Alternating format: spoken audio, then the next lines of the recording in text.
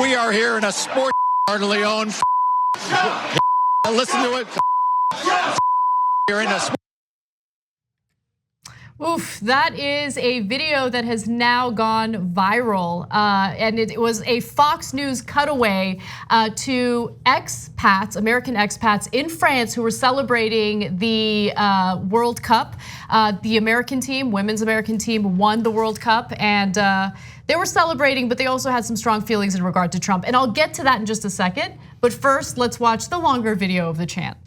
Greg Palkot is live in Lyon. Hey, Greg.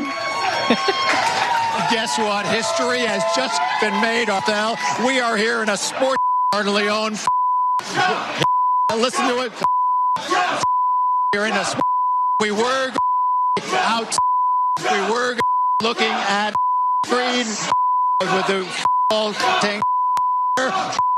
That game canceled by the officials because they were worried about security measures. In the beginning, he was excited. He's like, listen to it. And then I think he might have heard it. He's like, oh yeah, no, don't listen to it. They didn't cut away though. It was so good. Yeah. And if you're wondering who that person is when we bleep out the words, it's our senior producer, J.R. Jackson, who's editing the video. He puts his own face whenever something is censored, okay? And that's, by the way, there it is. You see it? Okay. And that's the same emote you can get of JR if you have Young Turks YouTube membership. That's the little blue button underneath the videos that says join. You get that, and you could use that whenever you like to. The same emoji. You're such a grandpa. No, emotes too. Oh, I thought you said emo. No, emotes, please. Okay, Who's the grandma fine, now? Fine. I'll give you a pass. Okay. Now, look, we don't know for sure if that chant is what set Trump off over the weekend, but he went off over the weekend and he attacked Fox News pretty viciously. Here's what he tweeted out. Impossible to believe that Fox News has hired Donna Brazile, the person fired by CNN after they tried to hide the bad facts and failed, for giving crooked Hillary Clinton the questions to a debate, something unimaginable. Now she's all over Fox, including Shep Smith, by far their lowest rated show. Watch the Fox News weekend daytime anchors who are terrible go after her big time. That's what they want. But it sure is not what the audience wants. So he's gone after Fox before, but it's been a lot more timid. It's more like, what the hell is going on with Fox after they host, let's say, a town hall with the Democratic candidate? This is the first time he goes after them a little more aggressively, and he doesn't really specify, like, really, you're bringing up Donna Brazile out of nowhere? I think it's because that cutaway really got under his skin. Those are American expats who obviously don't like Trump, and they're chanting F Trump over and over again. And Fox News didn't cut away or go back to the studio shot following that chant. So something definitely ticked him off during the weekend as he was watching Fox News. That's a good guess as to what it is. But if you're not constantly kissing his orange ass, he'll be super mad at you. Like, that's why I tell you, he has no strategy. Fox News is his base. If he loses that base, he's in a world of trouble. Someone who is a little bit more deft at this would find a way to tweak them, but not necessarily go nuclear on where all of your audience is. Right. But he has no impulse control. He's a spoiled little child. So he's like, I hate Fox News, right? Okay. I mean, look at the unhinged way that he wrote that tweet. I mean, at this point, we're not surprised by it. But again, going after one of your top allies, if not the top ally you have in this unhinged way, is such bad politics. So he says about Donna Brazile, fired by CNN after they tried to hide the bad facts and failed. Like, bad facts. Okay, I can't believe we tried to hide the bad facts. We must hide the bad facts. Yeah. You go hide bad facts. Because you've been a bad boy. Okay. No, it's crazy. And then later when he's talking about they go after her big time, referring to the Fox News weekend anchors. But what? Go after who big time? Going after someone is a bad thing, isn't it? So the only two women that he mentioned in the tweets were Hillary Clinton and Donna Brazile. If they go after them big time, wouldn't that make them good, not terrible?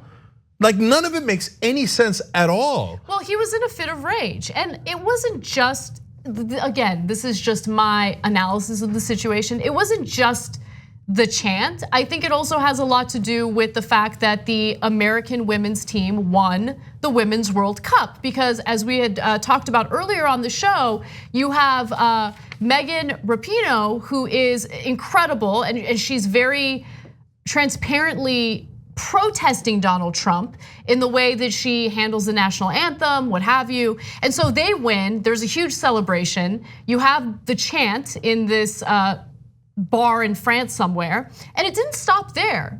Fox News also interviewed some of the American expats, and I wanna show you a few clips, take a look. So did you have any doubt they were gonna lose or no? None whatsoever. Now we need to win in 2020. Democrats! USA Democrats! Get the racists out of the White House! Absolutely. They are very happy. It's a political thing too, as you can see. I think that's when he finally caught on.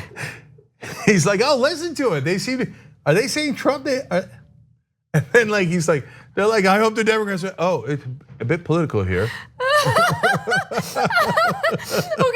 Okay, one more video.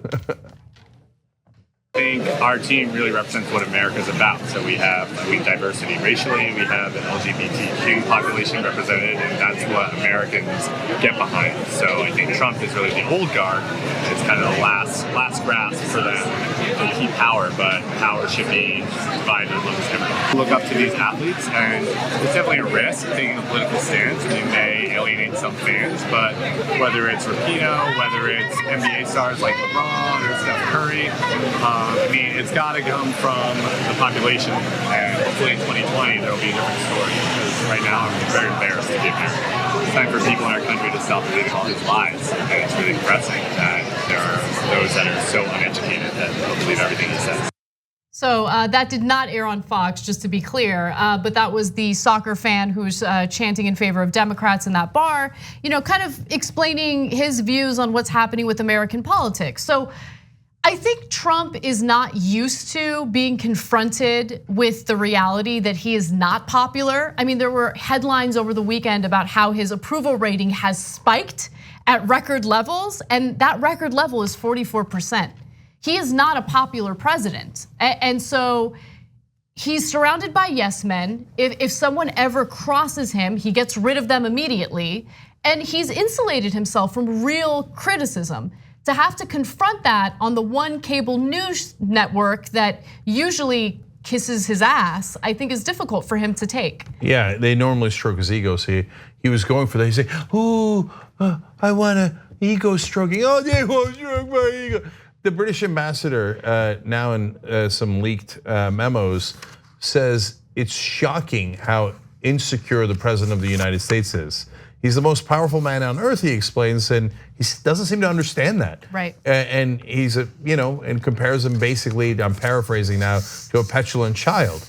So funny enough, Trump sees that and throws a fit, thereby proving the ambassador right and goes, "Yo, I'm not a child. How could you do that? I'm not insecure. You're a loser." And finally, to come all the way back around to that, Rapinoe has said she's not going to that effing White House.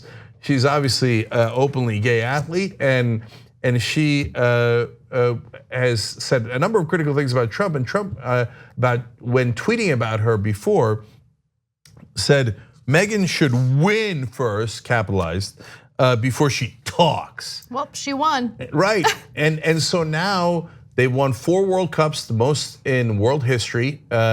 And they won 2 consecutive World Cups, which no women's team has ever done before. And in fact, the only other manager to have done it on the men's side was in the 1930s for Italy.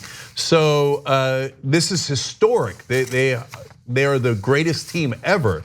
So after she puts him in his place, now she has one. He's like, I don't know what to say. I was looking forward to calling you a loser, but turns out the only loser is me, and even Fox News says it.